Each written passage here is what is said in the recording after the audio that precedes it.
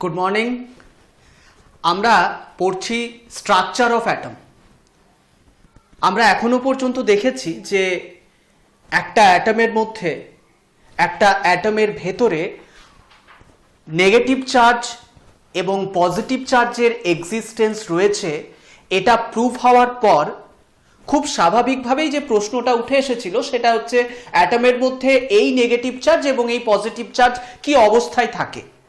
এবং সেক্ষেত্রে 1898-এ J Thomson তার অ্যাটমিক মডেলটি প্রপোজ করেন, যেখানে তিনি বলেন যে একটি অ্যাটম পজিটিভলি চার্জ স্ফিয়ার, অর্থাৎ একটি অ্যাটম হলো পজিটিভ চার্জ স্ফিয়ার।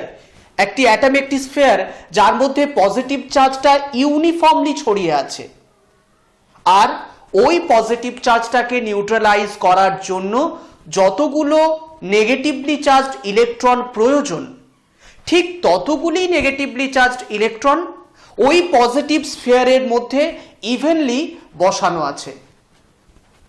এই ছিল থমসনের অ্যাটমিক মডেল। আমরা আগের ক্লাসে এই মডেলটি পড়েছি। এই মডেলটিকে বলা হয় প্লাম পুডিং মডেল। যাই হোক, 1911-এ জে থমসনেরই স্টুডেন্ট আর্নস্ট রাদারফোর্ড তিনি একটি এক্সপেরিমেন্ট করেন। তার এক্সপেরিমেন্টটির নাম ছিল আলফা রে স্ক্যাটারিং এক্সপেরিমেন্ট। ওই আলফা রে স্ক্যাটারিং এক্সপেরিমেন্টটি আসার পর জে থমসনের মডেল ভুল প্রুভ হয়।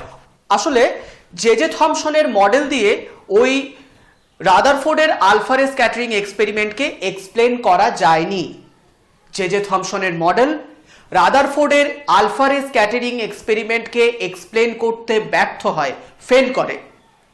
তখন এটা ক্লিয়ার হয়ে যায় যে তাহলে নিশ্চয়ই জে থমসন যে মডেলটি দিয়েছেন সেই মডেলটি নিশ্চয়ই ঠিক মডেল নয়। এরপর আর্নস্ট রাদারফোর্ড তিনি তার ওই আলফা রে স্ক্যাটারিং এক্সপেরিমেন্টের ওপর বেস করেই নতুন একটি অ্যাটমিক মডেল প্রপোজ করেন। রাদারফোর্ডের সেই অ্যাটমিক মডেলটি আমাদের সামনে অ্যাটমের ভেতরের ছবিটা কেমন হয়, অ্যাটমের ভেতরের পিকচারটা কেমন হয়, তার একটা খুব সুন্দর বেসিক আইডিয়া আমাদের দেয়। যদিও আমরা পরবর্তীকালে দেখব যে রাদারফোর্ডের মডেলও মডিফিকেশন করা হয়েছে, রাদারফোর্ডের মডেলেও অনেক ভুল বেরিয়ে এসেছিল, রাদারফোর্ডের মডেল মডিফাই করা হয়। তারপর বোরস অ্যাটমিক মডেল আসে, পরবর্তীকালে বোরস অ্যাটমিক মডেলও মডিফাই করা হয়। এরকম বিভিন্ন ঘটনা ঘটেছিল।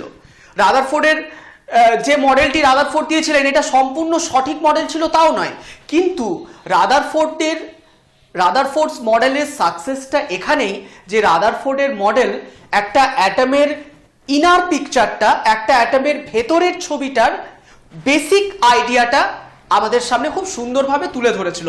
যদিও পরবর্তীকালে রাদারফোর্ডের মডেল মডিফাই করে নেওয়া হয়েছিল, কিন্তু তবুও মডেলের অ্যাটমের ভেতরের যে বেসিক পিকচার, সেই বেসিক পিকচারটা একই ছিল। আর সেই বেসিক পিকচারটাই প্রথম রাদারফোর্ডের মডেল থেকেই আমরা জানতে পারি। তো আমরা আজকে প্রথমেই যেটা পড়বো সেটা হচ্ছে রাদারফোর্ডের ওই আলফা রে স্ক্যাটারিং এক্সপেরিমেন্ট, যে এক্সপেরিমেন্টটি জে থমসনের মডেলকে ভুল প্রুফ করেছিল এবং যে এক্সপেরিমেন্টটি আমাদের সামনে একটি নতুন অ্যাটমিক মডেল তুলে এনেছিল। আমাদের আজকের টপিক হচ্ছে আলফা পার্টিকেল স্ক্যাটারিং এক্সপেরিমেন্ট। এই এক্সপেরিমেন্টটি করার জন্য রাদারফোর্ড একটি খুব থিন গোল্ড ফয়েল নিয়েছিলেন। এটি একটি গোল্ড ফয়েল, খুব পাতলা একটি গোল্ড ফয়েল নেওয়া হয়েছিল এবং এটি এতটাই পাতলা, এর থিকনেস ছিল 10⁻⁻⁴ মিলিমিটারের মতো। খুবই পাতলা গোল্ড ফয়েল নেওয়া হয়েছিল। আসলে এই গোল্ড মেটালটাকে তিনি এই কারণেই সিলেক্ট করেছিলেন যে গোল্ড মেটালটা ভীষণ ম্যালিয়েবল এবং গোল্ড মেটাল থেকে ভীষণ থিন শিট তৈরি করা যায়। তো একটি গোল্ড ফয়েল নেওয়া হয়েছে। এই গোল্ড ফয়েলের চারপাশে একটি জিঙ্ক সালফাইডের স্ক্রিন রাখা হয়েছে। গোল্ড ফয়েলটিকে জিঙ্ক সালফাইডের স্ক্রিন দিয়ে কভার করা হয়েছে। গোল্ড ফয়েলের সামনেই রাখা হয়েছে একটি লেড ব্লক। এই লেড ব্লকের মধ্যে রাখা হয়েছে একটি রেডিও অ্যাক্টিভ সাবস্টেন্স। আচ্ছা, আচ্ছা, একটা জিনিস সেটা হচ্ছে যে এই টপিকটা শুরু করার আগে আমাদের আরো একটা পার্টিকেল সম্বন্ধে একটু জেনে নেওয়ার প্রয়োজন ছিল, সেটা হচ্ছে আলফা পার্টিকেলটা। আমরা আলফা পার্টিকেলটা সম্বন্ধে জেনে নিয়ে তারপর এই এক্সপেরিমেন্টটা আবার শুরু করব। যাই হোক, আলফা পার্টিকেলটা কি একটু প্রথমে দেখে নিই। হিলিয়াম অ্যাটম, হিলিয়াম অ্যাটমের মধ্যে থাকে দুটো প্রোটন এবং দুটো নিউট্রন। আমরা দেখেছি যে একটা অ্যাটমের মধ্যে যটা প্রোটন থাকবে ঠিক তটাই ইলেকট্রন থাকবে। অ্যাটমের মধ্যে দুটো প্রোটন রয়েছে, তার মানে নিশ্চয়ই ইলেকট্রনও থাকবে দুটো। এবার হিলিয়াম অ্যাটম, ওর মধ্যে দুটো প্রোটন রয়েছে। একটা অ্যাটমের মধ্যে যতগুলো প্রোটন থাকে সেই নাম্বারটা হলো ওই অ্যাটমের অ্যাটমিক নাম্বার। হিলিয়ামের মধ্যে দুটো প্রোটন রয়েছে, তাই হিলিয়ামের অ্যাটমিক নাম্বার হলো 2। একটি অ্যাটমের মধ্যে যতগুলো প্রোটন থাকবে সেই নাম্বার অফ প্রোটনটাই হলো ওই অ্যাটমের অ্যাটমিক নাম্বার। হিলিয়ামের মধ্যে দুটো প্রোটন রয়েছে, ওর অ্যাটমিক নাম্বার 2। হিলিয়ামের মধ্যে রয়েছে দুটো প্রোটন এবং দুটো নিউট্রন, তাই ওর মাসটা 4, 2 + 2 4। এবার এই হিলিয়াম অ্যাটম থেকে যদি দুটো ইলেকট্রন বের করে নেওয়া যায় তাহলে হিলিয়াম অ্যাটমটা হয়ে যাবে He2+ আয়ন। এই দুটো ইলেকট্রনকে যদি হিলিয়াম অ্যাটম থেকে বের করে নেওয়া যায়, দুটো ইলেকট্রন রিমুভ করলে হিলিয়ামের মধ্যে দুটো পজিটিভ চার্জ ডেভেলপ করবে এবং এই He2+ এই আয়নটিকেই আমরা বলবো আলফা পার্টিকেল। তাহলে আলফা পার্টিকেল কি? আলফা পার্টিকেল হচ্ছে He2+ আয়ন। আলফা পার্টিকেল হলো He2+ আয়ন, অর্থাৎ আলফা পার্টিকেলের পজিটিভ চার্জ হলো 2 ইউনিট, আর আলফা পার্টিকেলের মধ্যে দুটো প্রোটন এবং দুটো নিউট্রন আছে, টোটাল 4টে পার্টিকেল আছে, তাই ওর মাসটা হলো 4 ইউনিট। তাহলে আলফা পার্টিকেলের পজিটিভ চার্জ 2 ইউনিট, ওর মাস হলো 4 ইউনিট। আমাদের এটা মনে রাখতে হবে। আলফা পার্টিকেল কি? আলফা পার্টিকেল হচ্ছে বাইপজিটিভ হিলিয়াম আয়ন, অর্থাৎ আলফা পার্টিকেল হলো He2+ আয়ন। আলফা পার্টিকেলের মধ্যে দুটো পজিটিভ চার্জ রয়েছে, আর যেহেতু এর মধ্যে দুটো প্রোটন এবং দুটো নিউট্রন, টোটাল 4টে পার্টিকেল আছে, তাই ওর মাসটা হলো 4 ইউনিট। তাহলে আলফা পার্টিকেলের পজিটিভ চার্জ 2 ইউনিট যেহেতু দুটো পজিটিভ চার্জ, আর মাস হলো 4 ইউনিট যেহেতু এখানে দুটো প্রোটন এবং দুটো নিউট্রন আছে। বেশ, এই হলো আলফা পার্টিকেল। এটা একটা রেডিও অ্যাক্টিভ পার্টিকেল। যাই হোক, এবার আসবো আমরা রাদারফোর্ডের এই আলফা রে স্ক্যাটারিং এক্সপেরিমেন্টে। এই আলফা রে স্ক্যাটারিং এক্সপেরিমেন্টটি করার জন্য রাদারফোর্ড নিয়েছেন একটি গোল্ড ফয়েল, ভীষণ পাতলা একটি গোল্ড ফয়েল। গোল্ড ফয়েলটা এতটাই পাতলা, এতটাই থিন যে ওর থিকনেস হলো 10⁻⁻⁴ mm। এই থিকনেসটা দেখে বোঝা যাচ্ছে এটা ভীষণ পাতলা একটা ফয়েল। এই ফয়েলটার চারপাশটা কভার করা হয়েছে জিঙ্ক সালফাইডের একটা স্ক্রিন দিয়ে, আর এই ফয়েল থেকে একটু দূরে একটি লেড ব্লকের মধ্যে একটি রেডিও অ্যাক্টিভ সাবস্টেন্স নেওয়া হয়েছে। আসলে এই রেডিও অ্যাক্টিভ সাবস্টেন্সটাই আলফা পার্টিকেল এমিট করবে, আলফা পার্টিকেল রিলিজ করবে। আলফা পার্টিকেল কি? আলফা পার্টিকেল হলো He2+ আয়ন, যার পজিটিভ চার্জ 2 ইউনিট এবং যার মাস হলো 4 ইউনিট। যাই হোক, তো এই হচ্ছে ওভারঅল এক্সপেরিমেন্টাল সেটআপ। একটা থিন গোল্ড ফয়েল, সেই গোল্ড ফয়েলের চারপাশে দেওয়া হয়েছে একটা জিঙ্ক সালফাইডের স্ক্রিন, এবং সেই গোল্ড ফয়েলের সোজাসুজি একটু দূরে লেড ব্লকের মধ্যে একটি রেডিও অ্যাক্টিভ সাবস্টেন্স রাখা হয়েছে। সেই রেডিও অ্যাক্টিভ সাবস্টেন্সটি আলফা পার্টিকেল এমিট করতে থাকবে, রেডিও অ্যাক্টিভ সাবস্টেন্সটি আলফা পার্টিকেল এমিট করতে থাকবে। এই রেডিও অ্যাক্টিভ সাবস্টেন্সটি আলফা পার্টিকেল এমিট করবে, কিন্তু আলফা পার্টিকেলটা সে চারিদিক থেকে এমিট করতে থাকবে। আলফা পার্টিকেল এদিক থেকে এমিট হচ্ছে, এদিক থেকে এমিট হচ্ছে, এদিক থেকে, চারিদিক থেকে আলফা পার্টিকেল এমিট হচ্ছে। কিন্তু এই এক্সপেরিমেন্টের জন্য আমাদের একটি আলফা পার্টিকেলের থিন বিম দরকার, যেটা শুধু এই স্ট্রেট লাইনে যাবে। এই সাবস্টেন্সটি, এই সোর্স অফ আলফা পার্টিকেল, এই আলফা পার্টিকেলের এই সোর্স থেকে আলফা পার্টিকেল এমিট হচ্ছে, একটা সোর্স থেকে আলফা পার্টিকেল চারিদিক থেকে এমিট হচ্ছে, সে খুব স্বাভাবিক, সে তো চারিদিক থেকেই পার্টিকেলগুলো এমিট করবে। কিন্তু আমাদের প্রয়োজন এই চারিদিকে চলে যাওয়া পার্টিকেলগুলো কিন্তু এক্সপেরিমেন্টের জন্য প্রয়োজন নেই। এক্সপেরিমেন্টের জন্য প্রয়োজন পার্টিকেল যেটা এই সোর্স থেকে বেরিয়ে স্ট্রেট লাইনে গোল্ড ফয়েলের দিকে যাবে। সেই সোর্স থেকে বেরিয়ে স্ট্রেট লাইনে গোল্ড ফয়েলের দিকে যাবে, এই পার্টিকেলটাই আমাদের প্রয়োজন। বাকি যে পার্টিকেলগুলো বেরিয়ে আসছে সেগুলো প্রয়োজন নেই। সেই কারণের জন্য এই গোল্ড ফয়েলের ঠিক সামনে এই লেড ব্লক যার মধ্যে সোর্স অফ আলফা পার্টিকেল রাখা আছে, ঠিক তার সামনে একটি লেড ব্রিক্স রাখা হয়েছে। লেড ব্রিক্সের কাজ কি, যে এদিকে যে পার্টিকেলগুলো বেরিয়ে যাবে সেই পার্টিকেলগুলোকে এই লেড ব্রিক অ্যাবসর্ব করে নেবে। আলফা পার্টিকেলটাকেই রাখা হয়েছে লেড ব্রিক্সের মধ্যে, তাই এদিকে যে পার্টিকেলগুলো বেরোবে সেগুলো তো এই লেড ব্লকেই অ্যাবসর্ব হয়ে যাবে। এদিকে যে আলফা পার্টিকেলগুলো বেরোচ্ছে সেই আলফা পার্টিকেলগুলো এই লেড ব্রিক্স অ্যাবসর্ব করে নিচ্ছে। শুধু একটা থিন আলফা পার্টিকেলের থিন বিম স্ট্রেট লাইনে যাবে এবং এই থিন গোল্ড ফয়েলকে স্ট্রাইক করবে। এই হলো overall experimental setup.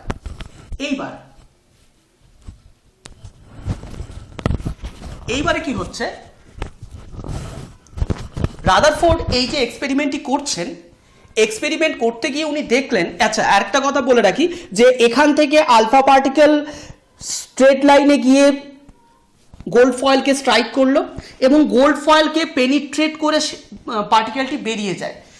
পার্টিকেলটি gold ফয়েলকে penetrate করে বেরিয়ে গিয়ে যখন এই স্ক্রিনে পড়বে, স্ক্রিনে একটা ফ্ল্যাশ অফ লাইট পাবো, স্ক্রিনে একটা লাইট ফ্ল্যাশ করবে এবং সেটাকেই বলা হয় স্কিনটিলেশন। এই ফ্ল্যাশ অফ লাইটটা দেখে, লাইটের ফ্ল্যাশ করাটা দেখেই আমরা আলফা পার্টিকেলের ডিরেকশন অফ পাথ আইডেন্টিফাই করতে পারি। বোঝা গেছে নিশ্চয়ই যে এটা হচ্ছে সোর্স অফ আলফা পার্টিকেল। এখান থেকে চারিদিক থেকে আলফা পার্টিকেল বেরিয়ে যাচ্ছে, কিন্তু চারিদিকে যে আলফা পার্টিকেলগুলো বেরিয়ে আসছে সেগুলো সব এই লেড ব্রিক সেটাকে অ্যাবজর্ব করে নিচ্ছে। কেবল একটা থিন বিম এদিক দিয়ে গিয়ে গোল্ড ফয়েলকে স্ট্রাইক করলো। গোল্ড ফয়েলকে স্ট্রাইক করে ওই আলফা পার্টিকেলটা যখন বেরিয়ে যায় তখন সে এই জিঙ্ক সালফাইডের স্ক্রিনে গিয়ে ধাক্কা দেয় এবং সেখানে জিঙ্ক সালফাইডের স্ক্রিনে একটা লাইট ফ্ল্যাশ করে এবং সেটাকে বলা হয় স্কিনটিলেশন। আর সেই ফ্ল্যাশ অফ লাইটটা দেখেই আমরা আলফা পার্টিকেলের ডিরেকশন অফ পাথ সেটাকে আইডেন্টিফাই করতে পারি। এইবার এই এক্সপেরিমেন্টটি করার সময় রাদারফোর্ড দেখলেন যে maximum alpha particle, that means প্রায় 99.86%, কোনো বইতে অবশ্য 99% বলা থাকে, আবার কোনো বইতে 99.9% বলা থাকে। পার্সেন্টেজটা ইম্পর্টেন্ট নয়, মানে অ্যাকিউরেট পার্সেন্টেজ মনে রাখাটা ইম্পর্টেন্ট নয়। প্রায় মানে 99.86 বা 99.9% আলফা পার্টিকেল এখান থেকে বেরিয়ে এসে স্ট্রেট লাইনে গিয়ে গোল্ড ফয়েলকে স্ট্রাইক করে এবং গোল্ড ফয়েল থেকে ওই স্ট্রেট লাইনেই বেরিয়ে গিয়ে জিঙ্ক সালফাইড স্ক্রিনে গিয়ে স্ট্রাইক করে। জিঙ্ক সালফাইড স্ক্রিনে আমরা একটা ফ্ল্যাশ অফ লাইট পাই। অর্থাৎ maximum alpha particle travel in a straight line. এই অবজারভেশনটা পেলেন রাদারফোর্ড এক্সপেরিমেন্টটি করতে গিয়ে। তাহলে রাদারফোর্ড এই যে এক্সপেরিমেন্টটা করছেন, এক্সপেরিমেন্টটা করতে গিয়ে রাদারফোর্ড এক্সপেরিমেন্টটা করতে গিয়ে তার ফার্স্ট অবজারভেশন কি?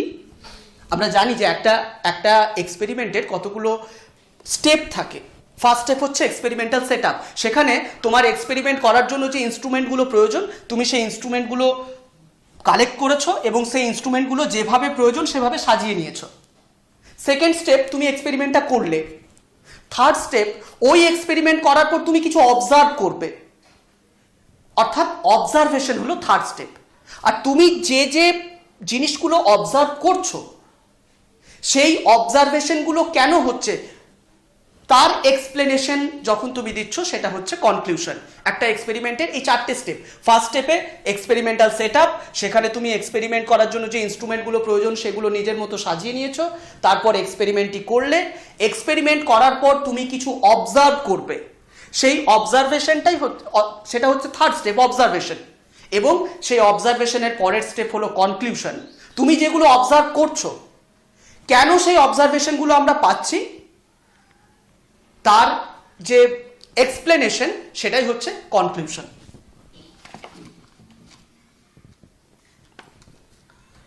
আচ্ছা, এইবার দেখো রাদারফোর্ড এই এক্সপেরিমেন্টটা করতে গিয়ে ফার্স্ট যে অবজারভেশনটা পেলেন সেটা হচ্ছে যে আলফা পার্টিকেলগুলো স্ট্রেট লাইনে বেরিয়ে যায় এবং কোনো ডিফ্লেকশন না হয়েই সে এই স্ক্রিনে গিয়ে পড়ে।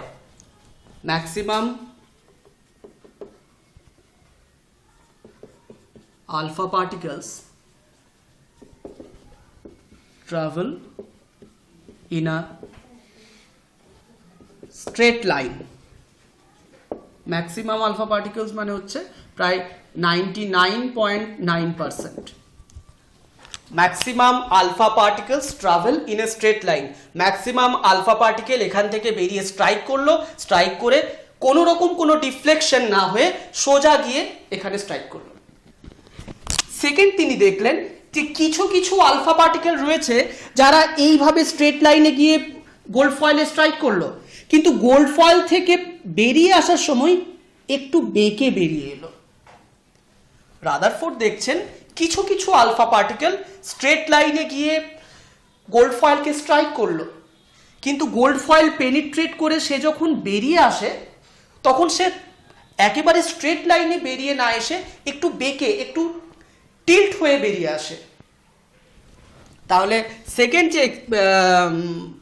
সেকেন্ড যে অবজারভেশন, সেই সেকেন্ড অবজারভেশনটা আমরা এভাবে লিখব যে few alpha particles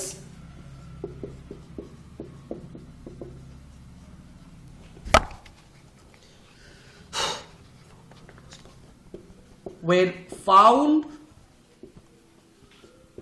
to undergo small deflection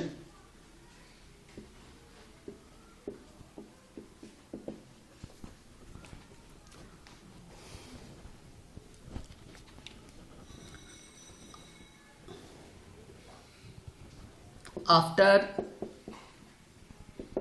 passing through the foil. Few alpha particles were found to undergo small deflection after passing through the foil. কিছু কিছু আলফা পার্টিকেল স্ট্রেট লাইনে গিয়ে স্ট্রাইক করলো, কিন্তু গোল্ড ফয়েল পেনিট্রেট করে বেরিয়ে আসার সময় আর স্ট্রেট লাইনে না গিয়ে সামান্য একটু বেঁকে, সামান্য একটু ডিফ্লেকশন হয়ে পার্টিকেলটা বেরিয়ে এসে এই স্ক্রিনে স্ট্রাইক করতে দেখা গেল। রাদারফোর্ড আরো একটা জিনিস দেখলেন। তিনি দেখলেন খুব কম আলফা পার্টিকেল, প্রায় 20,000 এর মধ্যে একটি, 20,000 পার্টিকেলের মধ্যে একটি পার্টিকেল দেখা যায় সে স্ট্রেট লাইনে গিয়ে গোল্ড ফয়েলকে স্ট্রাইক করলো, কিন্তু গোল্ড ফয়েল পেনিট্রেট করে আর এদিকে বেরিয়ে আসতে পারে না। সে গোল্ড ফয়েলে স্ট্রাইক করার পর আবার বাউন্স ব্যাক করে, আবার সে এই সাইডে ফিরে আসে। এবার এই সাইডে ফিরে আসাটা এই 90 ডিগ্রি অ্যাঙ্গেল থেকে 180 ডিগ্রি অ্যাঙ্গেলের মধ্যে যে কোনো অ্যাঙ্গেলে সে ফিরে আসতে পারে। দেখো, একটা পার্টিকেল এভাবে গিয়ে স্ট্রেট লাইনে এখানে গিয়ে স্ট্রাইক করলো, কিন্তু সে আর স্ট্রেট লাইনে স্ট্রাইক করে আর এই দিকে পেনিট্রেট করে বেরোতে পারলো না। তাহলে সে কিভাবে আসতে পারে? সে এই অ্যাঙ্গেলে আসতে পারে। যদি সে এই অ্যাঙ্গেলে আসে, মানে সে এইভাবে আসতে পারে। এইভাবে এলে কি হচ্ছে, তার অ্যাঙ্গেলটা 90 ডিগ্রির থেকে বেশি অ্যাঙ্গেলে সে ফিরে আসছে। আর যদি সে এইভাবে স্ট্রাইক করার পর আবার এভাবেই ব্যাক করে, যে পথে গিয়ে পরে ও স্ট্রাইক করলো সে সেই পথেই যদি বাউন্স ব্যাক করে, আমরা বলবো 180 ডিগ্রি অ্যাঙ্গেলে সে বেরিয়ে আসছে। তার মানে খুব কম আলফা পার্টিকেল, 20,000 এর মধ্যে একটি আলফা পার্টিকেল সে স্ট্রেট লাইনে গিয়ে গোল্ড ফয়েলকে স্ট্রাইক করে, কিন্তু গোল্ড ফয়েল পেনিট্রেট করে এদিকে আর বেরিয়ে আসতে পারে না, সে আবার এদিকেই ব্যাক করে চলে আসে। এবং ওই যে পার্টিকেলটাই এদিকে ব্যাক করে আসছে সে 90 ডিগ্রি থেকে 180 ডিগ্রি এই অ্যাঙ্গেলের মধ্যে কোনো অ্যাঙ্গেলে সে ডিফ্লেক্ট করে। সেটাই লিখবো যে very few alpha particle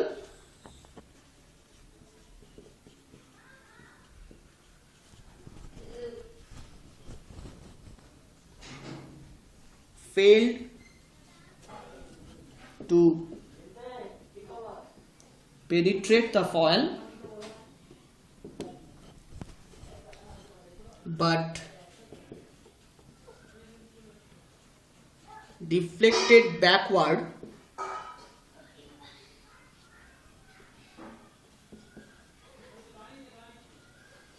through angles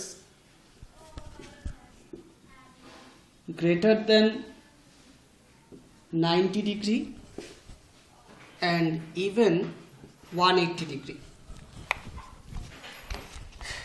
এই তিনখানা অবজারভেশন রাদারফোর্ড পেয়েছিলেন। তাহলে রাদারফোর্ড এই যে আলফা রে স্ক্যাটারিং এক্সপেরিমেন্টটা করলেন, এক্সপেরিমেন্টটা করার সময় তিনি অবজার্ভ করলেন যে ম্যাক্সিমাম আলফা পার্টিকেল প্রায় 99% এর থেকেও বেশি, 99.9% আলফা পার্টিকেল স্ট্রেট লাইনে গিয়ে গোল্ড ফয়েলে স্ট্রাইক করলো এবং স্ট্রেট লাইনে বেরিয়ে গেল কোনো রকম কোনো ডিফ্লেকশন ছাড়াই।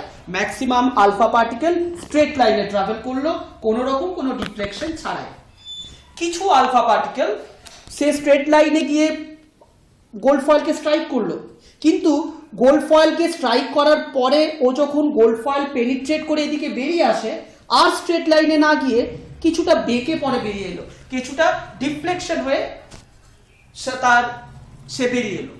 Few alpha particles were found to undergo small deflection after passing through the foil. আর খুব কম আলফা পার্টিকেল, প্রায় 20,000 এর মধ্যে একটি আলফা পার্টিকেল সে এইভাবে গিয়ে গোল্ড ফয়েলকে স্ট্রাইক করে, কিন্তু গোল্ড ফয়েলকে পেনিট্রেট করে এদিকে আর বেরিয়ে আসতে পারে না, সে আবার এদিকেই রিফ্লেক্ট ব্যাক করে। এই স্ট্রেট লাইনে গিয়ে গোল্ড ফয়েলকে স্ট্রাইক করে আবার এদিকেই বাউন্স ব্যাক করে আসাটা 90 ডিগ্রি থেকে 180 ডিগ্রি অ্যাঙ্গেলের মধ্যে হয়। যদি সে এই পথে গিয়ে গোল্ড ফয়েলকে স্ট্রাইক করলো, নিয়ে আবার এই পথেই বাউন্স ব্যাক করলো, তখন আমরা বলবো সে 180 ডিগ্রি অ্যাঙ্গেলে ব্যাক করেছে। আবার যদি সে এই দিকে গিয়ে পরে গোল্ড ফয়েলে স্ট্রাইক করলো এবং এইভাবে রিফ্লেক্ট করলো, তখন আমরা বলবো 90 ডিগ্রি অ্যাঙ্গেল। সে যদি এই স্ট্রেট লাইনে যেত তাহলে সেই অনুযায়ী এটা হচ্ছে 90 ডিগ্রি অ্যাঙ্গেল। আর সে যদি এইভাবে আসে, আমরা বলবো 90 ডিগ্রির থেকে বেশি অ্যাঙ্গেলে সে ডিফ্লেক্টেড হয়েছে। যাই হোক, এই তিনটে হচ্ছে observation.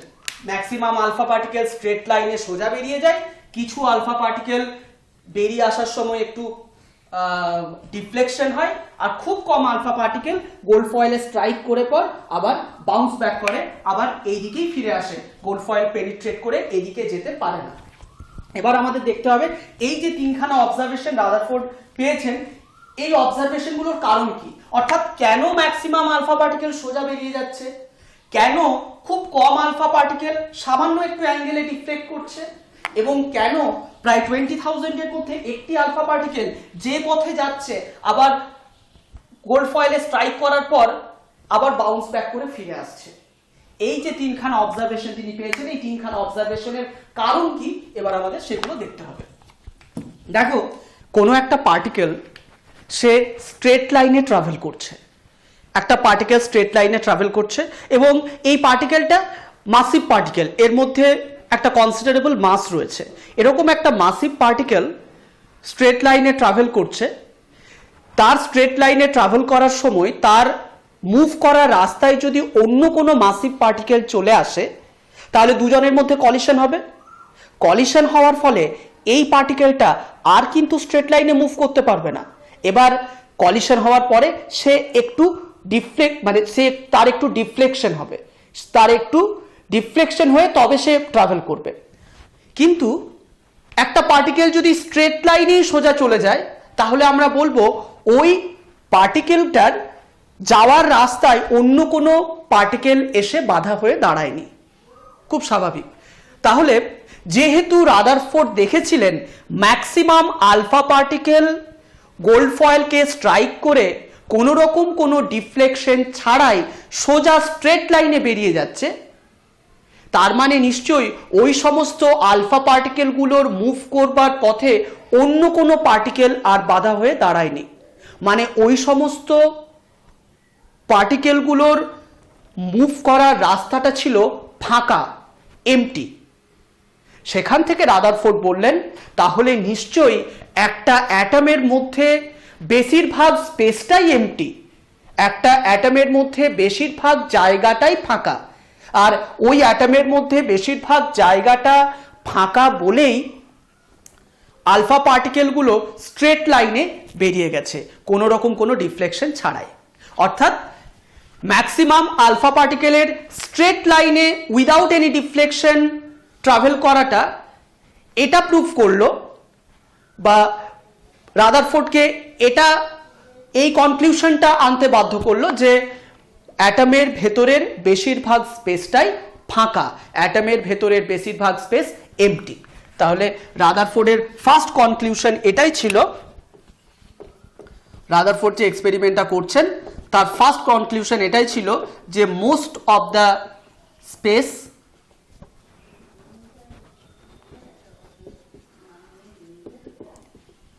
inside an atom is empty। নিশ্চয়ই বোঝা গেছে ব্যাপারটা, যে একটা পার্টিকেল সোজা যাচ্ছে, সেই পার্টিকেলের যাওয়ার রাস্তায় যদি অন্য কোনো পার্টিকেল চলে আসে তাহলে দুজনের মধ্যে কলিশন হয়, এই পার্টিকেলটা আর স্ট্রেট লাইনে যেতে পারে না, সে একটু ডিফ্লেক্টেড হয়ে ট্রাভেল করে। কিন্তু যদি পার্টিকেলটা সোজা বেরিয়ে যায় তাহলে আমরা খুব সহজেই এই ডিসিশনটা নিতে পারি যে এই পার্টিকেলটার যাওয়ার রাস্তায় অন্য কোনো পার্টিকেল নিশ্চয়ই বাধা হয়ে দাঁড়ায়নি। যেহেতু ম্যাক্সিমাম আলফা পার্টিকেল সোজা বেরিয়ে যাচ্ছে উইদাউট এনি ডিফ্লেকশন, তাই এই সিদ্ধান্তটা খুব সহজেই নেওয়া যায় যে ম্যাক্সিমাম আলফা পার্টিকেলের যাওয়ার রাস্তায় নিশ্চয়ই অন্য কোনো পার্টিকেল এসে বাধা হয়ে দাঁড়ায়নি, অর্থাৎ ওই পার্টিকেলগুলোর যাওয়ার রাস্তাটা ফাঁকা ছিল। যেহেতু ম্যাক্সিমাম আলফা পার্টিকেলেরই 99.9% আলফা পার্টিকেলের যাওয়ার রাস্তাটা ফাঁকা, রাদারফোর্ড ডিসিশন নিলেন তাহলে অ্যাটমের ভেতরের ম্যাক্সিমাম স্পেসটাই ফাঁকা। সেখান থেকে রাদারফোর্ডের first conclusion, most of the space inside an atom is empty. Second, আচ্ছা এখানে আরেকটা জিনিস দেখো, ঠিক রাদারফোর্ডের এই ফার্স্ট কনক্লুশনটাই থমসনের মডেলের ভুলটা আমাদের সামনে ধরিয়ে দেয়। যে থমসন বলেছিলেন কি যে অ্যাটম হচ্ছে একটা পজিটিভলি চার্জ স্ফিয়ার, তার পুরোটা জুড়ে পজিটিভ চার্জ ইভেনলি ছড়িয়ে রয়েছে, ইউনিফর্মলি ছড়িয়ে রয়েছে, এবং ওই পজিটিভ চার্জটা নিউট্রালাইজ করার জন্য যতগুলো ইলেকট্রন থাকা উচিত ওই ইলেকট্রনগুলো ওই পজিটিভ চার্জ স্ফিয়ারের মধ্যেও ইভেনলি ডিস্ট্রিবিউটেড। অর্থাৎ একটা অ্যাটমের ঠিক ভেতরের পুরোটাই ইউনিফর্ম। তাহলে যদি পুরোটাই ইউনিফর্ম সত্যি হয় তাহলে সমস্ত আলফা পার্টিকেলগুলোর একই রকম বিহেভ করা উচিত ছিল, কিন্তু সমস্ত আলফা পার্টিকেল তো একই রকম বিহেভ করেনি। ম্যাক্সিমামটা সোজা বেরিয়ে গেছে, কেউ অল্প ডিফ্লেকশন হয়েছে, কারো অনেক বেশি ডিফ্লেকশন হয়েছে। তাহলে এখান থেকেই বোঝা যাচ্ছে যে জে থমসনের মডেলটি রাদারফোর্ডের আলফার স্ক্যাটারিং এক্সপেরিমেন্টকে এক্সপ্লেন করতে পারবে না। যাই হোক, নেক্সট যে কনক্লুশনটা রাদারফোর্ড এনেছেন যে খুব কম আলফা পার্টিকেল স্ট্রেট লাইনে গিয়ে স্ট্রাইক করে গোল্ড ফয়েলকে, তারপর সামান্য একটু অ্যাঙ্গেলে ডিফ্লেক্ট করে। এটা কেন হয় রাদারফোর্ড এবার তার এক্সপ্লেনেশন দিচ্ছেন। দেখো, আমরা দেখেছি আলফা পার্টিকেল একটি charge particle, positive charge particle. Alpha particle একটি পজিটিভ চার্জ পার্টিকেল এবং আলফা পার্টিকেলের মাস হলো 4 ইউনিট। অর্থাৎ আলফা পার্টিকেল সে পজিটিভলি চার্জ এবং মাসিভ পার্টিকেল। এখন পজিটিভ চার্জ মাসিভ কোনো পার্টিকেল, পজিটিভলি চার্জ এবং মাসিভ পার্টিকেল যদি অন্য কোনো পজিটিভ চার্জ এবং মাসিভ পার্টিকেলের সাথে কলিশন হয় তাহলেই কিন্তু তার ডিফ্লেকশন হবে। আলফা পার্টিকেল পজিটিভলি চার্জড এবং পাশাপাশি তার কনসিডারেবল মাসও রয়েছে, আলফা পার্টিকেলের কনসিডারেবল মাসও রয়েছে। তো এরকম একটা মাসিভ পার্টিকেলের যদি অন্য কোনো মাসিভ পার্টিকেলের সাথে কলিশন হয় তবেই কিন্তু সে সামান্য অ্যাঙ্গেলে ডিফ্লেক্ট করবে। আলফা পার্টিকেলের কলিশন যদি কোনো এমন একটা পার্টিকেলের সাথে হয়ে যায় যে পার্টিকেলের মাসটা নেগলিজিবল, তাহলে আলফা পার্টিকেল তো তাকে ধাক্কা দিয়ে স্ট্রেট লাইনেই আবার বেরিয়ে যেতে পারে। কিন্তু আলফা পার্টিকেলের ওই সামান্য অ্যাঙ্গেলে ডিফ্লেকশন এটাই প্রুভ করছে যে নিশ্চয়ই আলফা পার্টিকেলের কলিশন অ্যাটমের ভেতরে থাকা কোনো মাসিভ পার্টিকেলের সাথে হয়েছে, আর সেই মাসিভ পার্টিকেলটা অবশ্যই পজিটিভলি চার্জড মাসিভ পার্টিকেল হবে। তবেই না সে পজিটিভ চার্জ আলফা পার্টিকেলকে ডিফ্লেক্ট করতে পেরেছে। তাই ম্যাক্সিমাম এই কিছু আলফা পার্টিকেল স্ট্রেট লাইনে গোল্ড ফয়েলে ট্রাভেল করার পর যে সামান্য অ্যাঙ্গেলে ডিফ্লেক্ট করলো, এই ডিফ্লেক্ট করার কারণ হিসেবে রাদারফোর্ড এটাই বলছেন যে এই আলফা পার্টিকেল নিশ্চয়ই অ্যাটমের ভেতরে কোনো মাসিভ এবং পজিটিভলি চার্জ পার্টিকেলের সাথে কলিশন করেছে।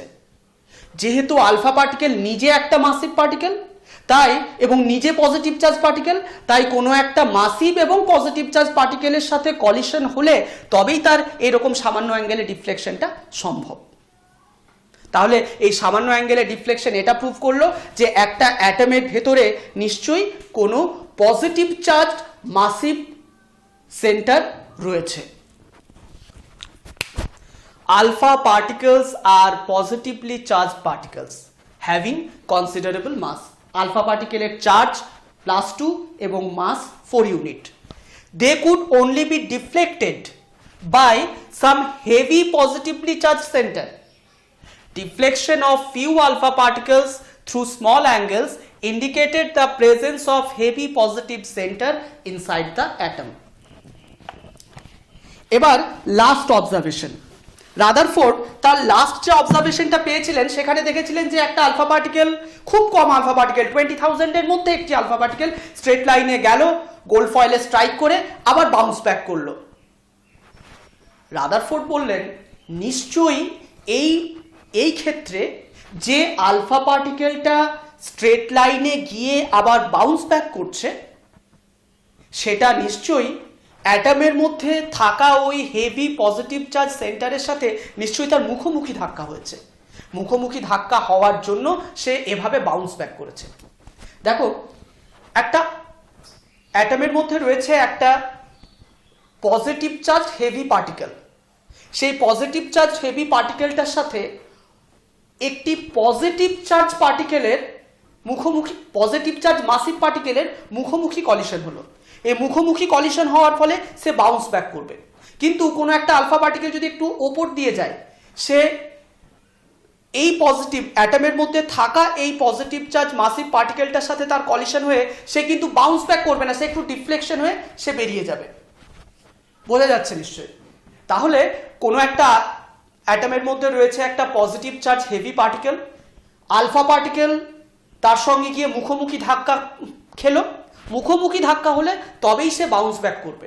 তাই যে ক্ষেত্রে আলফা পার্টিকেলগুলো গোল্ড ফয়েলে স্ট্রাইক করে আবার বাউন্স ব্যাক করছে, রাদারফোর্ড বলছেন এক্ষেত্রে নিশ্চয়ই আলফা পার্টিকেলের কলিশন অ্যাটমের মধ্যে থাকা ওই হেভি পজিটিভ সেন্টারটার সাথে মুখোমুখি হয়েছে, তাই ও আর পেনিট্রেট করে যেতে পারেনি, বাউন্স ব্যাক করে গেছে।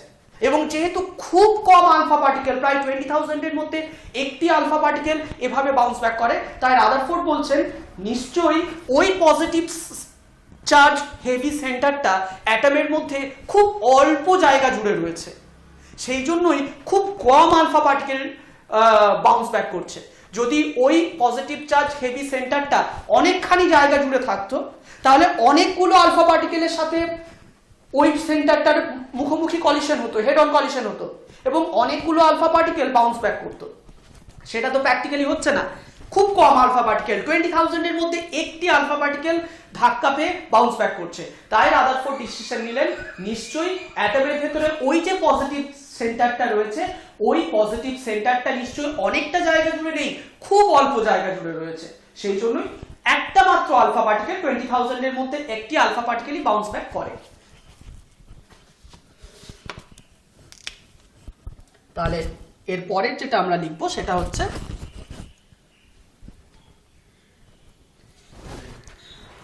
alpha particles which headed towards the positive charged massive particle inside the atom were deflected backwards. Since these particles are fewer in number, the space occupied by the heavy positive center must be extremely small. যেহেতু খুব কম alpha particle, প্রায় 20,000 এর মধ্যে একটি alpha particle gold ফয়েলের সাথে strike করে আবার backward move করে, তার মানে নিশ্চয়ই অ্যাটমের ভেতরে থাকা ওই পজিটিভ চার্জ মাসিভ সেন্টারটা ভীষণ ছোট্ট জায়গা জুড়ে রয়েছে। বেশ, তাহলে আচ্ছা এখানে একটা কথা, যে এই যে পজিটিভ চার্জ মাসি হেভি পজিটিভ সেন্টার বা এই পজিটিভ চার্জ মাসিভ পার্টিকেলটা, এটার নাম দেওয়া হয়েছিল নিউক্লিয়াস। এটার নাম দেওয়া হয় নিউক্লিয়াস। এখান থেকে একটা জিনিস বোঝা যাচ্ছে যে রাদারফোর্ডের এই এক্সপেরিমেন্টটি অ্যাটমের মধ্যে থাকা নিউক্লিয়াসের এক্সিস্টেন্সকে প্রুভ করে। অ্যাটমের ভেতরে যে নিউক্লিয়াস রয়েছে, রাদারফোর্ডের এক্সপেরিমেন্টে, রাদারফোর্ডের এই আলফা রে স্ক্যাটারিং এক্সপেরিমেন্টের মাধ্যমেই প্রথম তা বোঝা যায়। এটা এক্সামে পড়ে যে রাদারফোর্ডের আলফা রে স্ক্যাটারিং এক্সপেরিমেন্ট কি ডিসকভার করেছিল। রাদারফোর্ডের আলফা রে স্ক্যাটারিং এক্সপেরিমেন্ট অ্যাটমের মধ্যে নিউক্লিয়াসকে ডিসকভার করেছিল। যাই হোক, আরেকটা জিনিস এখানে বলা যায়, আরেকটা পয়েন্ট লিখে দেওয়া যায় যে অ্যাটমের মধ্যে অলরেডি, তাহলে একটা যদি অ্যাটম এরকম হয়, সেই অ্যাটমের মধ্যে, অ্যাটমের ঠিক মাঝখানে খুব ছোট্ট জায়গা জুড়ে রয়েছে একটি পার্টিকেল, যে পার্টিকেলটা মাসিভ, অর্থাৎ তার কনসিডারেবল মাস রয়েছে, এবং পার্টিকেলটা পজিটিভ চার্জ। আমরা অ্যাটমের মধ্যে আরও একরকম particle, negative charge particle, electron আছে সেটা জানি। রাদারফোর্ড বললেন তাহলে নিশ্চয়ই ইলেকট্রনগুলো এই ফাঁকা জায়গাটাতে রয়েছে, ইলেকট্রনগুলো নিশ্চয়ই এই ফাঁকা জায়গাটাতে রয়েছে। আর ইলেকট্রনগুলোর মাস যেহেতু নেগলিজিবল, এদের মাস ভীষণই কম, তাই আলফা পার্টিকেলের সঙ্গে এদের কলিশন হলেও আলফা পার্টিকেল কখনো ডিফ্লেক্টেড হবে না। যেহেতু এদের মাস ভীষণ কম, অন্যদিকে আলফা পার্টিকেল একটা মাসিভ পার্টিকেল, তাই এদের সঙ্গে আলফা পার্টিকেলের কলিশন হলেও এরা আলফা পার্টিকেলকে কখনো ডিফ্লেক্ট করতে পারবে না। আলফা পার্টিকেল এদের সঙ্গে কলিশন হলেও সেই স্ট্রেট লাইনে মুভ করবে। তো অ্যাটমের মধ্যে থাকা এই ইলেকট্রনগুলো নিশ্চয়ই তাহলে পজিটিভ সেন্টারের বাইরে রয়েছে। বোঝা গেছে নিশ্চয়ই ব্যাপারটা, যে একটা অ্যাটম, রাদারফোর্ড দেখলেন অ্যাটমের মধ্যে একটি সেকেন্ড যে পয়েন্টটা, সেই সেকেন্ড পয়েন্টটাতে উনি দেখেছেন যে অ্যাটমের মধ্যে একটি পজিটিভ চার্জ মাসিভ সেন্টার আছে, এবং সেই পজিটিভ চার্জ মাসিভ সেন্টারটি খুব অল্প জায়গা জুড়ে রয়েছে। তবেই না বাইরের বেশিরভাগ জায়গাটা ফাঁকা। যেহেতু অ্যাটমের মধ্যে ইলেকট্রন অলরেডি আবিষ্কার হয়ে গেছে, রাদারফোর্ড বললেন তাহলে নিশ্চয়ই ইলেকট্রনগুলো এই পজিটিভ সেন্টারের ঠিক বাইরে এই জায়গাটিতে থাকবে, এবং এরা যেহেতু, এদের মাস যেহেতু খুবই কম, এদের মাস যেহেতু নেগলিজিবল, তাই এদের সাথে আলফা পার্টিকেলের কলিশনে আলফা পার্টিকেল কখনোই ডিফ্লেক্ট হয় না, আলফা পার্টিকেল স্ট্রেট লাইনেই ট্রাভেল করে। Negatively charge particle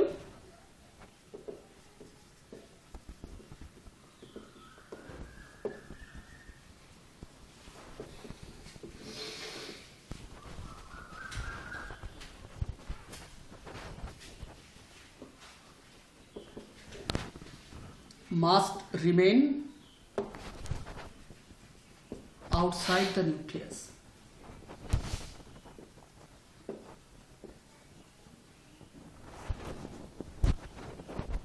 Due to their negligible mass,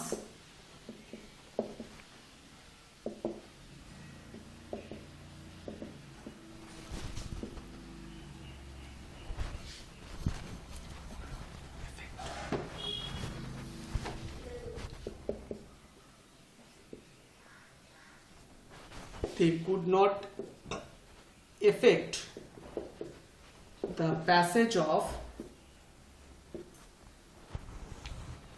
alpha particles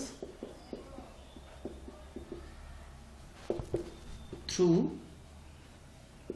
the atom. Negatively charged particles must remain outside the nucleus. Due to their negligible mass, they could not affect the passage of alpha particles through the atom. এই হচ্ছে রাদারফোর্ডের atomic মডেলের conclusion. এবার এখানে একটা জিনিস তোমরা মনে রাখতে পারো, মানে রাদারফোর্ডের অ্যাটমিক মডেল থেকে যে পয়েন্টটা মনে রাখতে হবে, নাম্বার 1, রাদারফোর্ডের এই এক্সপেরিমেন্ট থেকেই প্রথম নিউক্লিয়াসের ধারণা পাওয়া গিয়েছিল এটা। আর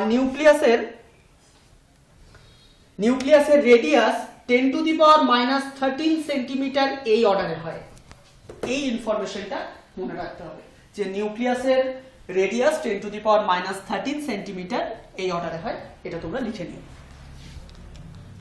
বেশ, নেক্সট যেটা দেখবো আমরা সেটা হচ্ছে যে রাদারফোর্ড তার এই এক্সপেরিমেন্টটিতে যে কনক্লুশনগুলো ড্র করলেন, এই কনক্লুশনগুলোর উপর বেস করে তিনি একটি অ্যাটমিক মডেল দিয়েছেন। এবার আমরা রাদারফোর্ডের সেই অ্যাটমিক মডেলটি দেখব। রাদারফোর্ডের এই অ্যাটমিক মডেলটি পুরোপুরি তিনি আলফা রে স্ক্যাটারিং এক্সপেরিমেন্টের উপর বেস করেই দিয়েছেন। তাই আলফা রে স্ক্যাটারিং এক্সপেরিমেন্টটা যদি আমরা ভালো করে বুঝতে পারি, তিনি তার এক্সপেরিমেন্টে যে অবজারভেশনগুলো পেয়েছেন, সে এক একটা অবজারভেশনের পেছনে তিনি কি কি এক্সপ্লেনেশন দিয়েছেন, সেই এক্সপ্লেনেশনগুলো যদি আমরা ঠিকঠাক বুঝতে পারি, তাহলে রাদারফোর্ডের অ্যাটমিক মডেলটা আমাদের কাছে ভীষণ সহজ হয়ে যাবে। বেশ,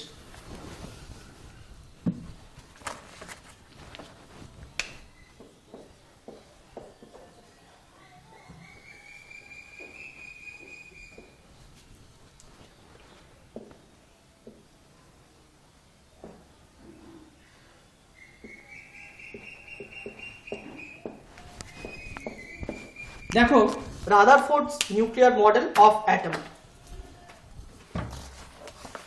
রাদারফোর্ড তার আলফা রে স্ক্যাটারিং এক্সপেরিমেন্টে একটি মাসিভ পজিটিভ চার্জ সেন্টারের এক্সিস্টেন্স পেয়েছেন এবং সেই মাসিভ পজিটিভ চার্জ সেন্টারটিকে নিউক্লিয়াস বলা হয়েছে।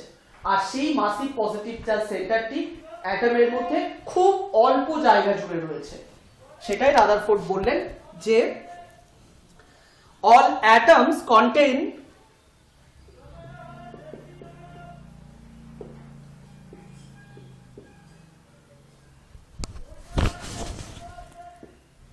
a massive positive charged center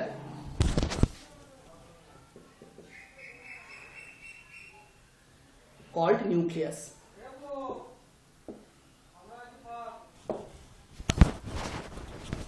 আবার এটাও তিনি বলেছেন যে অ্যাটমের মধ্যে যে নিউক্লিয়াস রয়েছে সে খুব ছোট্ট জায়গা জুড়ে রয়েছে। সেটাই সেকেন্ড পয়েন্ট হিসেবে লিখব যে the size of the nucleus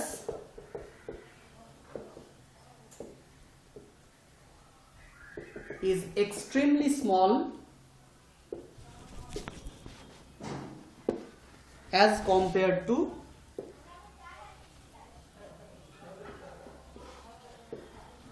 that of atom. একটা অ্যাটমের সাইজ যা হয় তার তুলনায় নিউক্লিয়াসের সাইজটা ভীষণ রকম ছোট। আচ্ছা, দেখো একটা অ্যাটমের ঠিক মাঝখানে একটি ছোট্ট জায়গায় অ্যাটমের ঠিক মাঝখানে একটি ছোট্ট জায়গায় রয়েছে পজিটিভ চার্জ এবং এই পার্টিকেলটাই হলো মাসিভ পার্টিকেল। রাদারফোর্ড বলছেন যে এই massive positive charge massive particle, যাদের আমরা নিউক্লিয়াস বলছি যাকে, তার বাইরে নেগেটিভ চার্জ ইলেকট্রনগুলি রয়েছে এবং ইলেকট্রনগুলির মাস যে নেগলিজিবল হয় সেটা আমরা আগেই জানি। তো সেখান থেকে আমরা বলতে পারি যে একটা অ্যাটমের পুরো মাসটাই তাহলে নিউক্লিয়াসের মধ্যেই রয়েছে। একটি অ্যাটমের মধ্যে রয়েছে নিউক্লিয়াস আর নিউক্লিয়াসের বাইরে রয়েছে ইলেকট্রন। আমরা আগেই পড়েছি যে ইলেকট্রনের মাস এতটাই কম হয় যে ইলেকট্রনের মাসকে আমরা নেগলেক্ট করতে পারি। তার মানে যদি এই ইলেকট্রনের মাসগুলোকে নেগলেক্ট করা হয় তাহলে আমরা বলবো একটা অ্যাটমের পুরো মাসটা নিউক্লিয়াসের মধ্যেই রয়েছে। The entire mass of the atom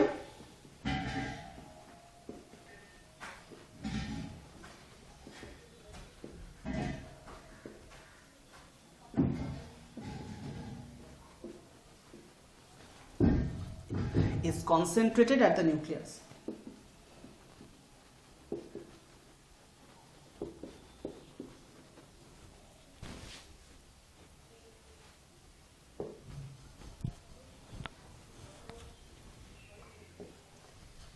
আরেকটা আমরা বলতে পারি যে এটা positive charge of the atom is concentrated at the nucleus.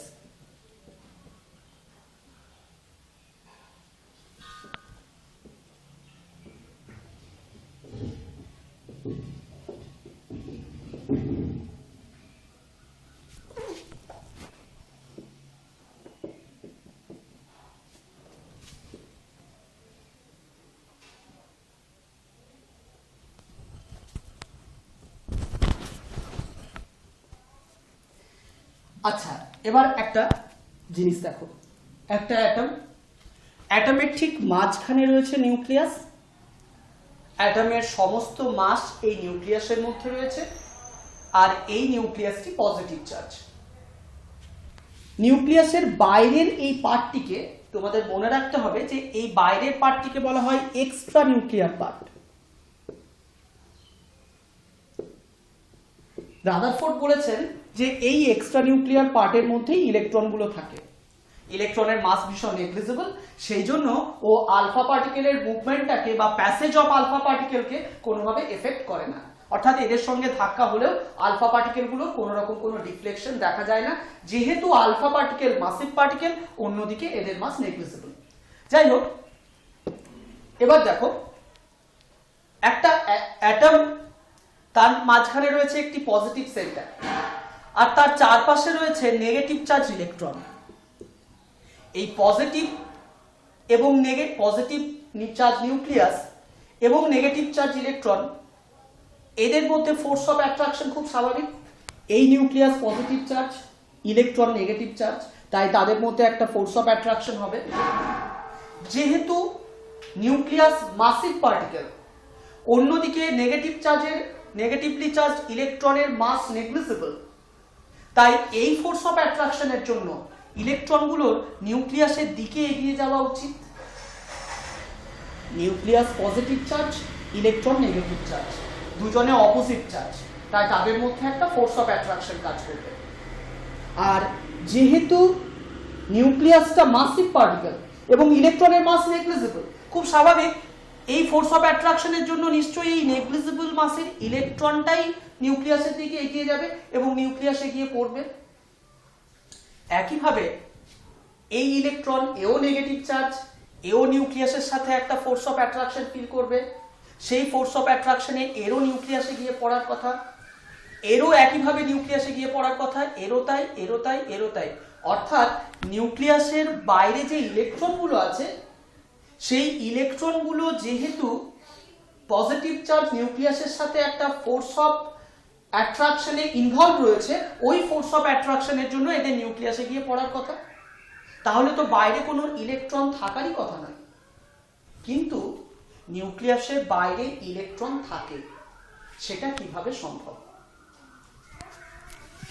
এই নিউক্লিয়াস এই ইলেকট্রনকে এদিকে টানছে, এ পজিটিভ চার্জ, এ নেগেটিভ চার্জ, অপোজিট চার্জ, একটা ফোর্স অফ অ্যাট্রাকশন কাজ করবে। সেই ফোর্স অফ অ্যাট্রাকশনে নিউক্লিয়াস একে এদিকে টানছে, তাই খুব স্বাভাবিক নিউক্লিয়াস এর এখানে গিয়ে পড়ার কথা। একইভাবে এরও এখানে গিয়ে পড়ার কথা, প্রত্যেকেরই নিউক্লিয়াসে গিয়ে পড়ার কথা। কিন্তু ইলেকট্রনগুলো কেউই নিউক্লিয়াসে গিয়ে পড়ে যায় না, ইলেকট্রনগুলো নিউক্লিয়াসের বাইরেই থাকে এবং ভীষণ স্টেবল থাকে। সেটা কিভাবে সম্ভব? নিউক্লিয়াস ইলেকট্রনকে এদিকে টানছে, অথচ ইলেকট্রনগুলো এদিকে পড়ে যাচ্ছে না, এটা কিভাবে সম্ভব? দেখো, যদি একজনকে কেউ এই দিক থেকে যদি টানা হয়, তাহলে আমি এদিকে মুভ করব। যদি এদিক থেকে হাত ধরে, এদিকের হাত ধরে কেউ টানে, তাহলে আমি এদিকে মুভ করব। এখন যদি দুটো হাত, এদিকে একজন টানছে, এদিকে একজন টানছে, এদিকে যতটা ফোর্স অফ অ্যাট্রাকশনে টানা হচ্ছে বা এদিকে যতটা ফোর্সে টানা হচ্ছে, এদিকে যদি ঠিক ততটাই টানা হয়, তাহলে আমি কোন দিকে মুভ করব? কোনো দিকেই না। মানে এইদিকে একজন টানছে, যত জোরে টানছে, এদিকেও যদি ঠিক তত জোরে আরেকজন টানতে থাকে, তাহলে আলটিমেট আমি কোনো দিকেই মুভ করবো না। সেরকম ভাবে ইলেকট্রনটিকে এই নিউক্লিয়াস এদিকে টানছে, কিন্তু তবুও ইলেকট্রনটি এদিকে গিয়ে পড়ছে না। এটি সম্ভব হবে তখনই যদি এদিকেও কোনো ফোর্স অফ অ্যাট্রাকশন, এদিকেও কোনো ফোর্স কাজ করে, আর এদিকে যতটা ফোর্স কাজ করছে, এদিকে যদি ঠিক ততটাই ফোর্স কাজ করে, তাহলেই ইলেকট্রনটার নিউক্লিয়াসে গিয়ে পড়ার সম্ভাবনা থাকবে না। এখন প্রশ্ন হলো, এই পজিটিভ সেন্টার নিউক্লিয়াস তো একে ফোর্স অফ অ্যাট্রাকশনে টানছে, খুব স্বাভাবিক, এই ফোর্সটা বোঝা যাচ্ছে, কিন্তু ইলেকট্রনের উপর এদিকে ফোর্স কেন কাজ করবে? রাদারফোর্ড বলছেন যে ইলেকট্রনের উপর এদিকে ফোর্স কাজ করবে তখনই যদি ইলেকট্রনটা এখানে স্থির না থেকে এইভাবে ঘুরতে থাকে। কারণ ইলেকট্রনটা যদি এভাবে ঘুরতে থাকে তাহলে এদিকে একটা সেন্ট্রিফিউগাল ফোর্স কাজ করে, আর সেই সেন্ট্রিফিউগাল ফোর্সটাই এদিকের ফোর্স অফ অ্যাট্রাকশনটাকে ব্যালেন্স করবে, ফলে ইলেকট্রন নিউক্লিয়াসে গিয়ে পড়বে না। তখন রাদারফোর্ড ভাবলেন তাহলে নিশ্চয়ই এই ইলেকট্রনটা এক জায়গায় স্থির নেই, সে নিশ্চয়ই এভাবে ঘুরছে। সেখান থেকে রাদারফোর্ড ডিসিশন নিলেন যে নিউক্লিয়াসের বাইরে যে ইলেকট্রনগুলো রয়েছে, ইলেকট্রনগুলো কেউ স্থির অবস্থায় নেই, ইলেকট্রনগুলো সব নিউক্লিয়াসের চারিদিকে এভাবে ঘুরছে। রাদারফোর্ড কিন্তু চোখে দেখেননি নিউক্লিয়াস তার চারপাশে ইলেকট্রন এভাবে ঘুরছে, এটা কিন্তু রাদারফোর্ড চোখে দেখেননি। রাদারফোর্ড এই ডিসিশনটা নিলেন কেন? কারণ রাদারফোর্ড ভাবলেন এটা নিউক্লিয়াস, এটা electron, nucleus positive charge, electron negative charge, দুজনের মধ্যে ফোর্স অফ অ্যাট্রাকশন কাজ করবে। এই ফোর্স অফ অ্যাট্রাকশনের জন্য ইলেকট্রনের তো এখানে গিয়ে পড়ার কথা, কিন্তু ইলেকট্রন এখানে গিয়ে পড়ছে না, এখানেই থাকছে। এটা কিভাবে সম্ভব?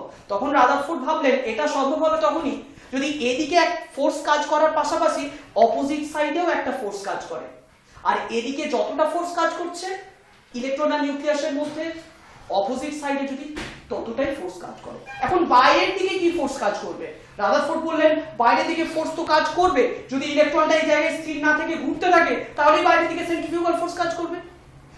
সেখান থেকে রাদারফোর্ড ডিসিশন নিলেন যে তাহলে নিশ্চয়ই ইলেকট্রনটি নিউক্লিয়াসের চারিদিকে ঘুরছে, ইলেকট্রনটি স্থির অবস্থায় নেই।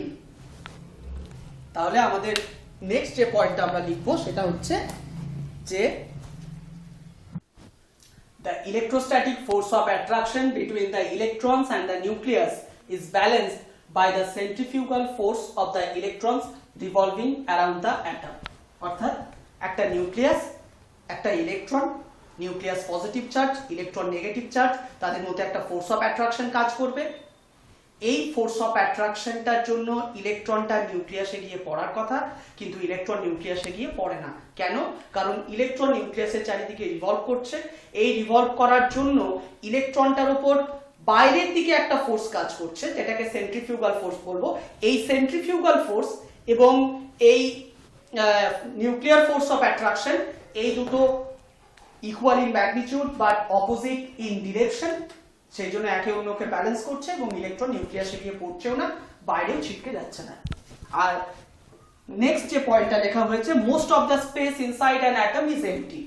এটা আমরা আগেই দেখেছি যে রাদারফোর্ডের অ্যাটমিক মডেলে যেহেতু রাদারফোর্ডের আলফা রে স্ক্যাটারিং এক্সপেরিমেন্টে যেহেতু ম্যাক্সিমাম আলফা পার্টিকেল সোজা বেরিয়ে যাচ্ছিল, সেখান থেকেই বোঝা গেছিল নিশ্চয়ই অ্যাটমের মধ্যে বেশিরভাগ স্পেস এমটি। তো এটাই হচ্ছে রাদারফোর্ডের অ্যাটমিক মডেল। এবার এই রাদারফোর্ডের এই অ্যাটমিক মডেল বা রাদারফোর্ডের এক্সপেরিমেন্টের উপর জয়েন্টে কোশ্চেন যেরকম পড়ে, সেই কোশ্চেনগুলো একটু ডিসকাস করে নেওয়া হচ্ছে। তোমরা কোশ্চেনগুলো লিখে নিও। First question, Rutherford scattering experiment is related to the size of the Rutherford scattering experiment is related to the size of the A. nucleus, B. atom, C. electron, D. neutron. রাদারফোর্ডের alpha ray scattering experiment কার সাইজের সাথে related? Answer হবে nucleus. রাদারফোর্ডের alpha ray scattering experiment অ্যাটমের মধ্যে নিউক্লিয়াসের সন্ধান প্রথম পেয়েছিল, এবং নিউক্লিয়াস যে খুবই ছোট হয় রাদারফোর্ডের আলফা রে স্ক্যাটারিং এক্সপেরিমেন্টে সেটাও বোঝা গিয়েছিল। তো Rutherford scattering experiment is related to the size of the nucleus. Second question, Rutherford's experiment on scattering of alpha particles showed for the first time that the atom has electron, proton, nucleus, neutron. রাদারফোর্ডের alpha ray scattering experiment এই চারটের মধ্যে কোন জিনিসটার সন্ধান পেয়েছিল? Rutherford's experiment on scattering of alpha particles showed for the first time that the atom has nucleus. বেশ, খুবই সহজ কোশ্চেন। নেক্সট যে কোশ্চেনটা রয়েছে দেখো, Rutherford's alpha particle scattering experiment eventually led to the conclusion that Rutherford's alpha particle scattering experiment led to the conclusion that a mass and energy are related. Mass and energy are related. Second option, electron occupies space around the nucleus. See,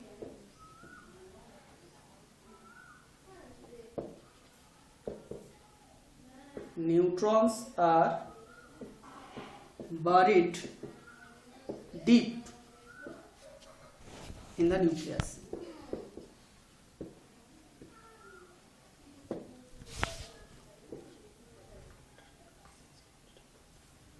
The point of impact with matter can be precisely determined.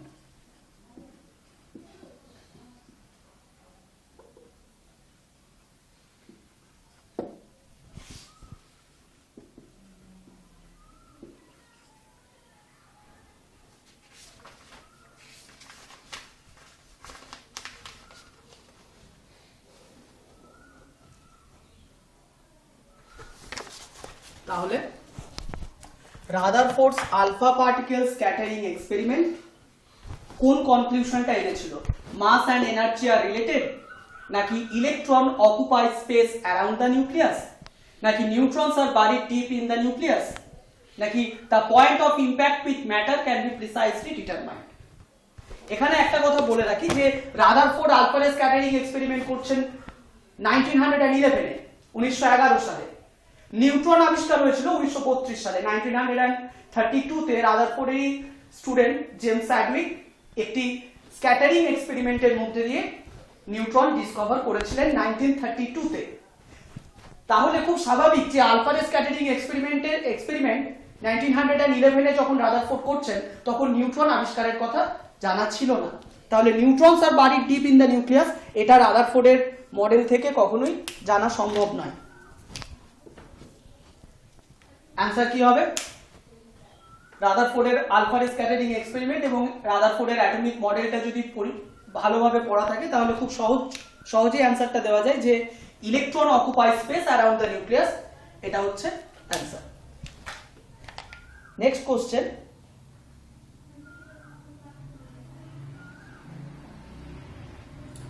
the radius of an atomic nucleus is of the order of, the radius of an atomic nucleus is of the order of 10 to the power minus 10 centimeter, 10 to the power minus 13 centimeter, 10 to the power minus 15 centimeter, 10 to the power minus 8 centimeter. The radius of an atom, the radius of an atomic nucleus is of the order of, এটা লেখানো আছে 10 to the power minus 13 centimeter.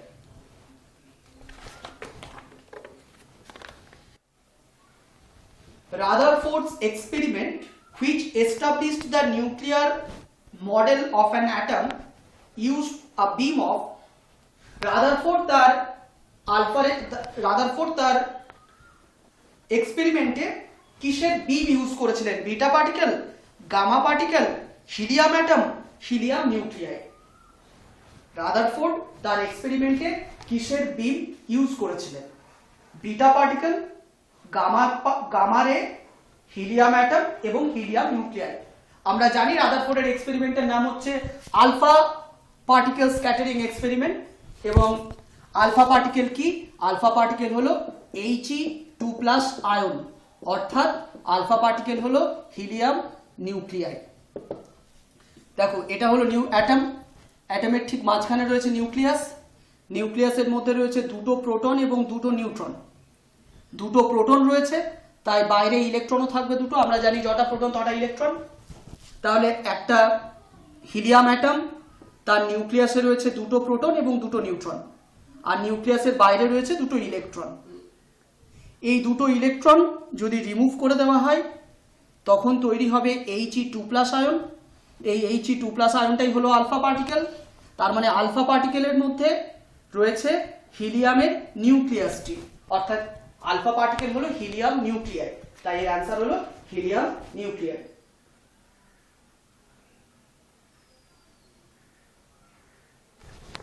Next question যেটা রয়েছে,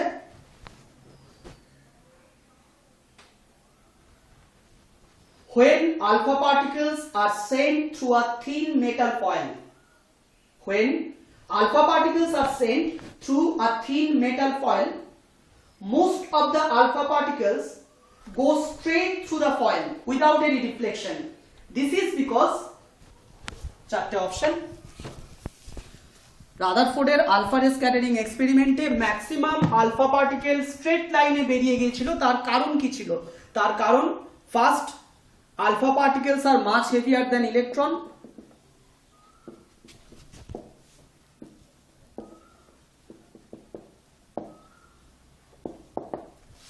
B, alpha particles are positively charged.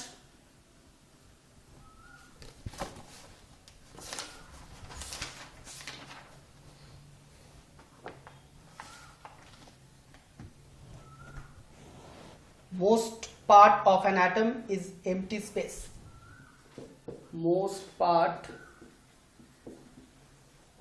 of an atom is empty space. D, alpha particles move with high velocity. রাদারফোর্ডের alpha particle scattering এক্সপেরিমেন্টে alpha particle metal ফয়েলের মধ্যে দিয়ে straight লাইনে বেরিয়ে গিয়েছিল। তার কারণ কি? তার কারণ alpha particles are much heavier than electron, নাকি alpha particles are positively charge, most of the alpha particles of an atom is empty space, নাকি alpha particles move with high velocity. এটা এই কোশ্চেনটি এখানে more than one option correct, এখানে more than one option correct. দেখো এখানে যে পয়েন্টগুলো দেওয়া হয়েছে প্রত্যেকটি কিন্তু সঠিক। আলফা পার্টিকেল ইলেকট্রনের থেকে হেভিয়ার, একদম ঠিক কথা। ইলেকট্রনের মাস নেগলিজিবল, আলফা পার্টিকেলের মাস তার থেকে অনেক বেশি। আলফা পার্টিকেল পজিটিভ চার্জ, এই কথাটাও ঠিক। অ্যাটমের মধ্যে বেশিরভাগ স্পেস এমটি, এটাও ঠিক। আবার আলফা পার্টিকেল খুব হাই ভেলোসিটি নিয়ে মুভ করে, এটাও ঠিক। আলফা পার্টিকেলের রেসপেক্টে চারটে স্টেটমেন্টই সঠিক স্টেটমেন্ট, কিন্তু প্রশ্ন হচ্ছে যে আলফা পার্টিকেল গুলো যে স্ট্রেট লাইনে চলে যায় তার কারণ কোনটা? আলফা পার্টিকেল যে স্ট্রেট লাইনে যায় তার কারণ, একটা কারণ আমরা তো পড়েছি যে অ্যাটমের মধ্যে বেশিরভাগ স্পেস এমটি, সেই জন্য আলফা পার্টিকেল স্ট্রেট লাইনে চলে যায়। আরেকটা যেটা, সেটা হচ্ছে একটা অ্যাটম, মাঝখানে রয়েছে নিউক্লিয়াস, চারপাশে রয়েছে ইলেকট্রন। আমরা দেখেছি যে ইলেকট্রনগুলির মাস নেগলিজিবল। ইলেকট্রনের মাস যেহেতু নেগলিজিবল, তাই যখন একটা আলফা পার্টিকেলের সাথে ইলেকট্রনের কলিশন হবে, ইলেকট্রন কিন্তু আলফা পার্টিকেলের এই মুভমেন্টটাকে কোনোভাবে এফেক্ট করতে পারবে না। যেহেতু ইলেকট্রনের মাস নেগলিজিবল, তাই আলফা পার্টিকেল ইলেকট্রনের সঙ্গে ধাক্কা করলেও তার ডিফ্লেকশন হবে না, আলফা পার্টিকেলের ডিফ্লেকশন হবে না, এটাও আমরা দেখেছি। তাহলে আমরা এই ফার্স্ট অপশনটাকেও ঠিক বলতে পারি যে যেহেতু আলফা পার্টিকেল অনেক বেশি ভারী একটা ইলেকট্রনের চেয়ে, তাই ইলেকট্রনের সঙ্গে কলিশন হলেও সে তার কোনো ডিফ্লেকশন হয় না, সেই ইলেকট্রনের সাথে কলিশন হলেও সোজা বেরিয়ে যায়। তাই আলফা পার্টিকেলের স্ট্রেট মুভমেন্টের জন্য রেসপন্সিবল এই দুটো কারণ। যদিও এই দুটো স্টেটমেন্ট সঠিক স্টেটমেন্ট, কিন্তু আমাদের এখানে আলফা পার্টিকেলের রেসপেক্টে এই দুটো স্টেটমেন্ট সঠিক, কিন্তু আমাদের যে কোশ্চেনটা চেয়েছে সেই কোশ্চেনের অ্যান্সার হচ্ছে এই দুটো। যেহেতু ইলেকট্রনের মাস নেগলিজিবল আলফা পার্টিকেলের থেকে, তাই আলফা পার্টিকেলের সাথে কলিশন হলে ইলেকট্রন আলফা পার্টিকেলের মুভমেন্টটাকে কোনোভাবে এফেক্ট করতে পারে না, আলফা পার্টিকেল স্ট্রেট লাইনেই বেরিয়ে যেতে পারে। আর যেহেতু বেশিরভাগ স্পেস এমটি, সেই জন্য আলফা পার্টিকেল স্ট্রেট লাইনে সোজা বেরিয়ে যায়। এই দুটোই অ্যান্সার। যাই হোক, এই হচ্ছে রাদারফোর্ড আলফা রে স্ক্যাটারিং এক্সপেরিমেন্টের উপর এই ধরনের কোশ্চেন বিভিন্ন কম্পিটিটিভ এক্সামে এসে থাকে। মানে এটা খুব পরিষ্কার বোঝা যাচ্ছে যে আমাদের কাছে যদি কনসেপ্টটা খুব পরিষ্কার থাকে, আমরা যদি থিওরিটা ঠিকঠাক করে থাকি, তাহলে এই ধরনের কোশ্চেনের অ্যান্সার করা কোনো ব্যাপার হবে না, খুব সহজ ব্যাপার। যাই হোক, নেক্সট ক্লাসে আমরা রাদারফোর্ডের অ্যাটমিক মডেলের যেগুলো failure of Rutherford's atomic model এবং সেখান থেকে আমরা আসবো বোরস অ্যাটমিক মডেলে। Thank you.